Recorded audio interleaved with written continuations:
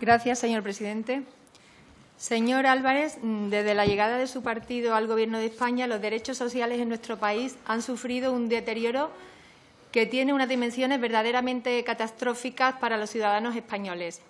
Lo más significativo de su trayectoria en todos estos meses de que desembarcaron en el Gobierno puede resumirse en dos pinceladas muy sencillas.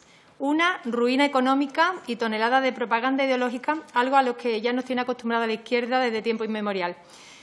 Su Gobierno está cada vez más alejado de la realidad y de los intereses de las personas concretas que habitamos en esta gran nación llamada España, y somos plenamente conscientes de que la pandemia del COVID tiene una dimensión mundial que realmente era difícil de preservar totalmente del contagio a un país que vive principalmente del turismo. Pero desde Vox y desde el primer momento les dijimos que habría que haber controlado las fronteras y los aeropuertos, porque los derechos sociales empiezan protegiendo a los ciudadanos del riesgo de enfermedades. Igual que las familias responsables protegen los muros, las puertas, las ventanas de sus viviendas, es obligación de un Gobierno diligente procurar por todos los medios controlar quién entra en nuestro país. Y cuando a primeros de año Vox sugirió que había que suspender los vuelos con China o al menos tratar de establecer un control sanitario, ustedes, conforme a sus prejuicios, nos llamaron racistas y xenófobos. Y así, desgraciadamente, es como funciona la propaganda de la izquierda. A día de hoy, lo más increíble es que ni siquiera después de la experiencia de lo que ha ocurrido han rectificado sus prejuicios y siguen sin luchar contra la inmigración ilegal. Según cifras oficiales del Ministerio del Interior, en lo que llevamos de año ya han entrado en España por vía marítima más personas que en todo el año 2019, y concretamente en la zona de Canarias, Andalucía y en zonas del Levante, las más afectadas. Ignoramos cuántas de ellas pueden venir afectadas por el virus, porque han entrado sin guardar ningún trámite y, al contrario de lo que hacen los inmigrantes legales, que estos sí deben tener la protección de la ley, pues no sabemos qué es lo que vamos a hacer para solucionar este problema. Una situación demencial cuyo impacto en la salud pública escapa a todo control. Y, señor Álvarez, la razón de ser de su Secretaría de Estado es atender desde los poderes públicos a las personas dependientes, a los discapacitados, a las familias, a los adolescentes, a los jóvenes y también a los ancianos. Nos gustaría que nos especificara qué políticas concretas ha puesto en marcha su departamento en relación con los grupos citados.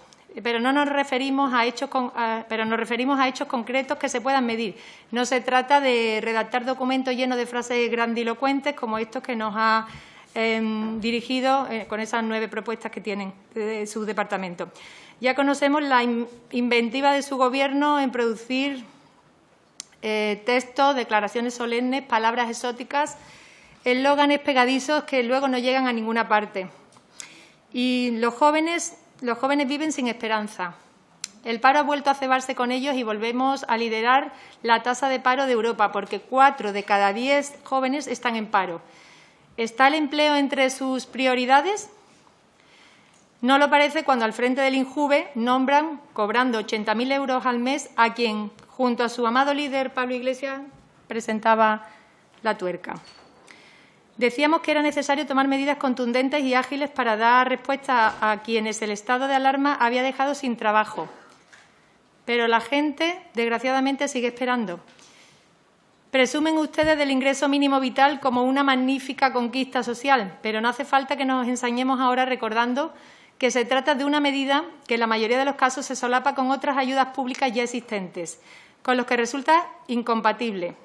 Hablamos de una ayuda que a día de hoy ha llegado a menos del 1% de los hogares que lo han solicitado y que nunca llegará a alguna de las familias que más lo necesitan, aduciendo en muchas ocasiones que tienen arraigo familiar. En definitiva, una muestra más de su política basada en supuestas buenas intenciones y en pésimos resultados.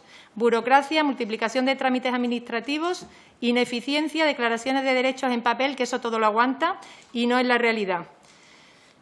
Incentivos para la economía sumergida y que, por supuesto, al final no se concretan en nada positivo para la vida de los ciudadanos españoles. Nosotros no discutimos que haya que atender a las personas que más lo necesitan. El grupo que tengo el honor de representar entiende a España como una comunidad solidaria que abraza a todos sus miembros sin privilegios ni discriminaciones.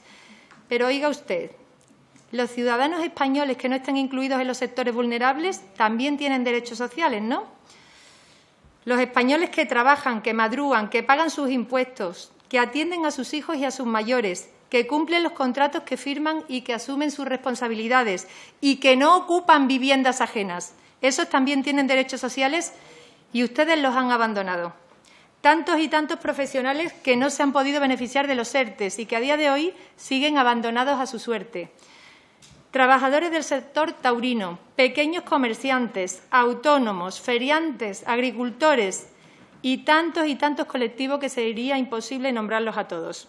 Cuando ustedes los condenan al paro y a seguir pagando para mantener este estado elefantiásico, están cometiendo el mayor atropello a los derechos sociales que cabe concebir.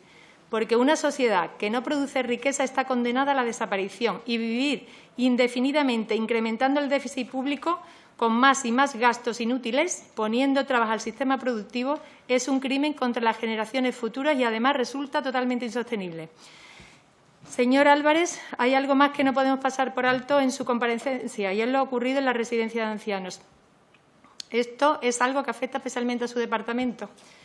Estamos hablando del sector más frágil de nuestra población, los ancianos que no pueden vivir en sus casas con su familia natural, unas personas que no solo están en una situación objetiva de vulnerabilidad, sino que son precisamente aquellas a las que debemos el nivel de bienestar alcanzado por nuestro país, porque esas personas no heredaron de sus padres una España boyante. Ellos crecieron durante la posguerra en un país en el que había pocos derechos y muchas necesidades. Fueron ellos los que contribuyeron con su esfuerzo y sacrificio a levantar la España desarrollada que nos hemos encontrado las generaciones que ahora estamos en activo y que ustedes están arruinando desde que llegaron al poder. Ni siquiera tenemos datos seguros sobre el número de fallecidos en la residencia de ancianos, pero la cifra no baja de 20.000 personas con nombres y apellidos. En otros lugares comparables con este tipo de centros, como por ejemplo podrían ser los hospitales y las prisiones, se pusieron normas claras de aislamiento en los casos positivos. Estos, por supuesto, contaron en todo momento con asistencia sanitaria y como no podía ser de otra forma. Y en cambio en la residencia la solución que se arbitró fue aislar a todos los centros y privar de atención médica a los contagiados. ¿Se dan ustedes cuenta del crimen de omisión que se cometió sobre miles de personas? ¿Dónde quedó su derecho constitucional de atención a la salud proclamado en el artículo 43 de la Constitución española? Si no podían ser derivados a hospitales, al menos se les debería haber proporcionado medios de protección y de tratamiento de la enfermedad, y solo recibieron paracetamol y morfina. Son personas que fueron condenadas a muerte, una muerte en soledad sin asistencia de familiares y sin consuelo espiritual. Casi se podría hablar de una eutanasia masiva encubierta, algo que, aunque a ustedes les indigne, coincide casi a la perfección con lo que votaron en el Pleno del Congreso el pasado día 10 de septiembre.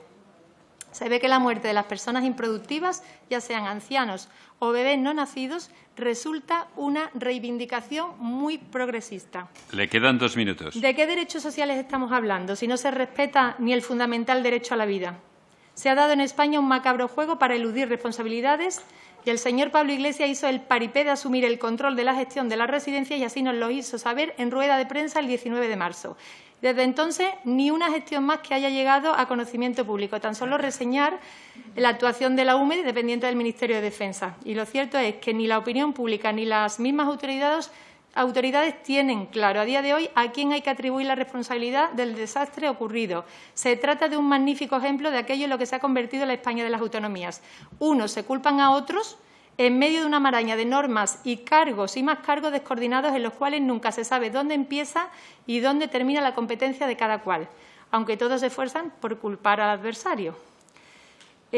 Sobre la residencia podremos estar hablando durante horas, pero lo más triste de todo es la hecatombe que ha sucedido y se puede volver a repetir si continúa el desbarajuste competencial. En resumidas cuentas, lo que no podrá negarnos en ningún caso es que un señor que tiene por cargo el de secretario de Estado de Derechos Sociales tiene muchísima responsabilidad en el deterioro de los derechos sociales que estamos padeciendo en España en los últimos tiempos y quisiéramos saber cómo lo va a solucionar. Muchas gracias. Muchas gracias, señor presidente. Señor Álvarez, prender mechas. Me acusa de prender mechas después de llamarme de extrema derecha, hace un momento. ¿Le suena a usted los adjetivos inmundicia, fascistas, parásitos? ¿Le suena? ¿Considera eso prender mechas? Bueno, no habrá que decirle quién nos la profirió.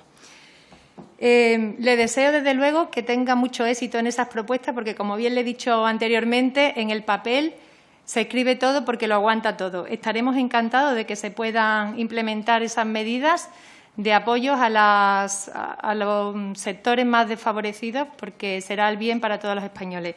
Y quería decirle a la señora diputada del Partido Socialista que haga usted el favor de leer lo que decía en 1934 Indalecio Prieto y Largo Caballero. Ellos sí que alentaban la guerra civil, tal vez porque pensaban que la iban a ganar. Y no sé si después de 80 años ahora piensan que la ganarán, reescribiéndola. De todas formas, los únicos que están siempre mirando al pasado son ustedes, los que están ahora mismo en el Gobierno, reabriendo heridas que fueron cerradas precisamente por los protagonistas, por los verdaderos protagonistas de aquella guerra civil, y que se dieron un abrazo fraternal que, al parecer, los que ni siquiera estuvieron en esa guerra pretenden reabrir constantemente. Son los que miran al pasado constantemente, el Partido Socialista y Podemos. Muchas gracias.